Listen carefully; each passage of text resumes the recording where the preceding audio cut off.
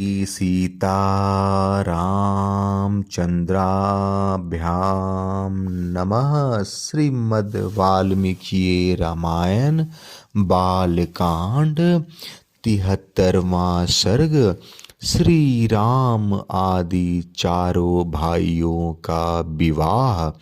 राजा दशरथ ने जिस दिन अपने पुत्रों के विवाह के निमित्त उत्तम गोदान किया, उसी दिन भरत के सगे मामा कैकेयी राजकुमार वीर युधाजित वहां आ पहुँचे। उन्होंने महाराज का दर्शन करके कुशल मंगल पूछा और इस प्रकार कहा, रघुनंदन, कैकेयी देश के महाराज ने बड़े स्नेह के साथ आपका कुशल समाचार पूछा है और आप भी हमारे यहाँ के जिन जिन लोगों की कुशल वार्ता जानना चाहते होंगे, वे सब इस समय स्वस्थ और सानंद हैं।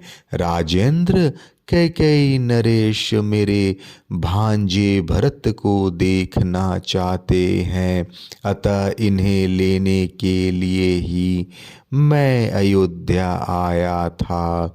परंतु पृथ्वीनाथ, अयोध्या में यह सुनकर कि आपके सभी पुत्र विवाह के लिए आपके साथ मिथिला पधारे हैं, मैं तुरंत यहाँ चला आया, क्योंकि मेरे मन में अपनी बहन के बेटे को देखने की बड़ी लालसा थी। महाराज दशरथ ने अपने प्रिय अतिथि को उपस्थित देख बड़े सत्कार के साथ उनकी आओ भगत की, क्योंकि वे सम्मान पाने के ही योग्य थे। तदंतर अपने महामनस्वी पुत्रों के साथ वह रात व्यतीत करके वे तत्वज्ञ नरेश प्रातःकाल उठे और नित्य कर्म करके ऋषियों को आगे किए जनक की यज्ञशाला में जा पहुँचे।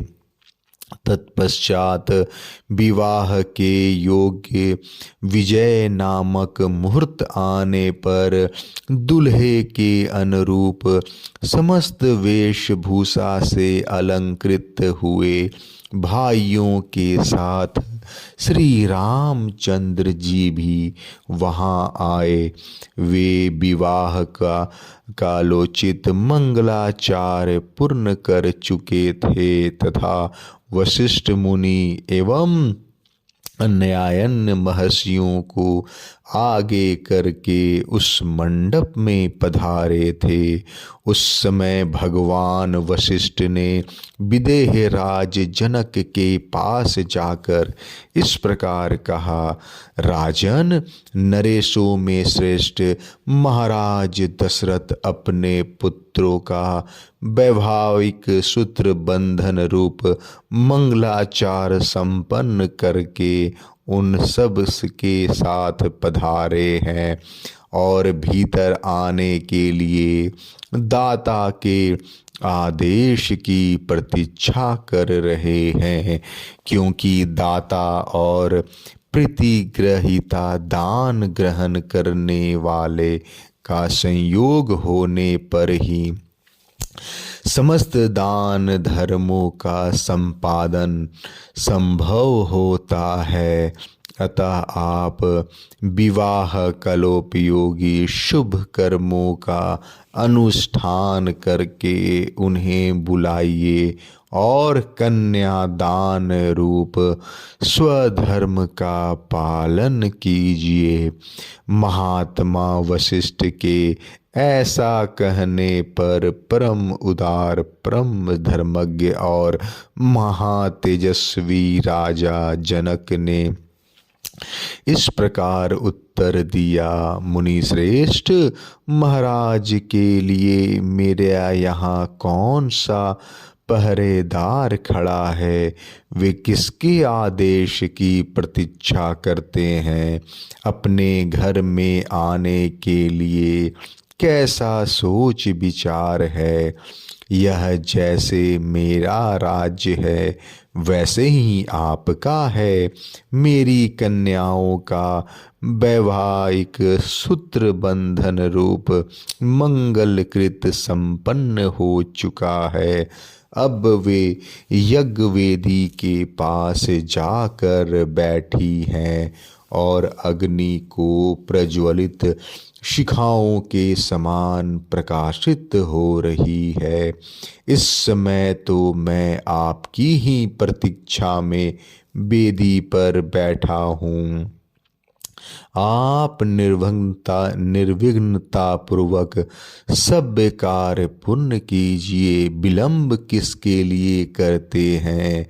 वशिष्ठ जी के मुख से राजा जनक की कही हुई बात सुनकर महाराज दशरथ उस समय अपने पुत्रों और संपूर्ण महर्षियों को महल के भीतर ले आए।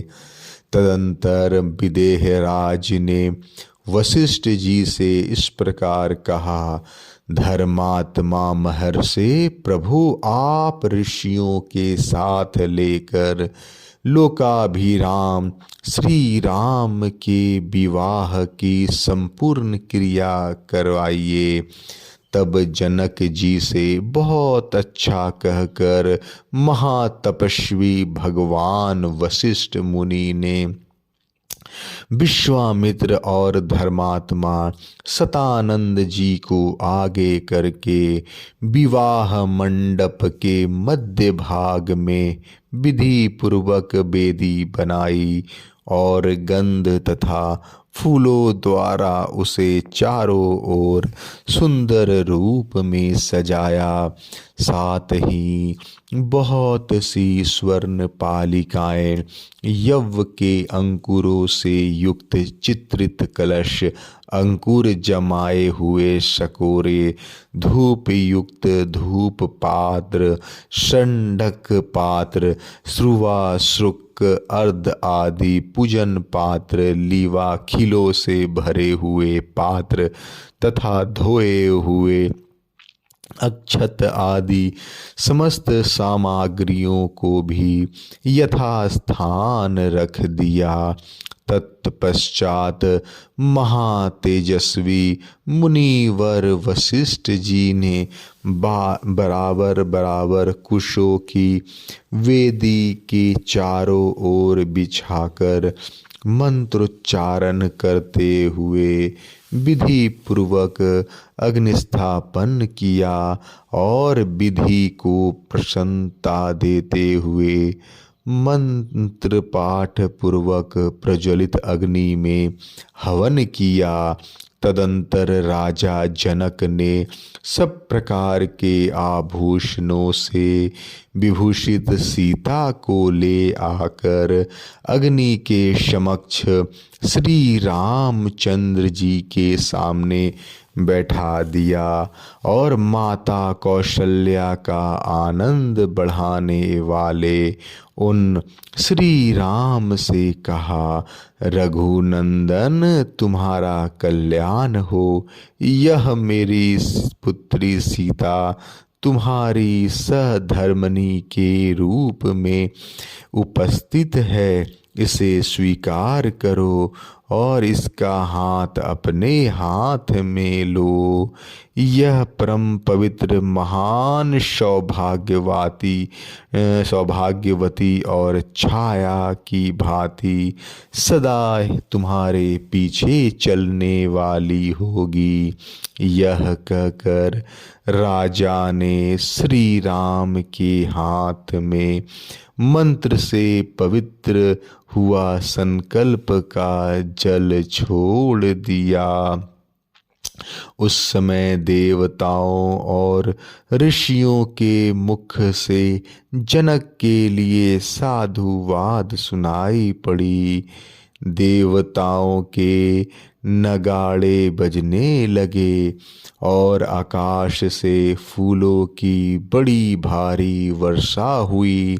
इस प्रकार मंत्र और संकल्प के जल के साथ अपनी पुत्री सीता का दान करके हर्षमग्न हुए राजा जनक ने लक्ष्मण से कहा, लक्ष्मण तुम्हारा कल्याण हो, आओ मैं उर्मिला को तुम्हारी सेवा में दे रहा हूँ, इसे स्वीकार करो। इसका हाथ अपने हाथ में लो, इसमें विलंब नहीं होना चाहिए।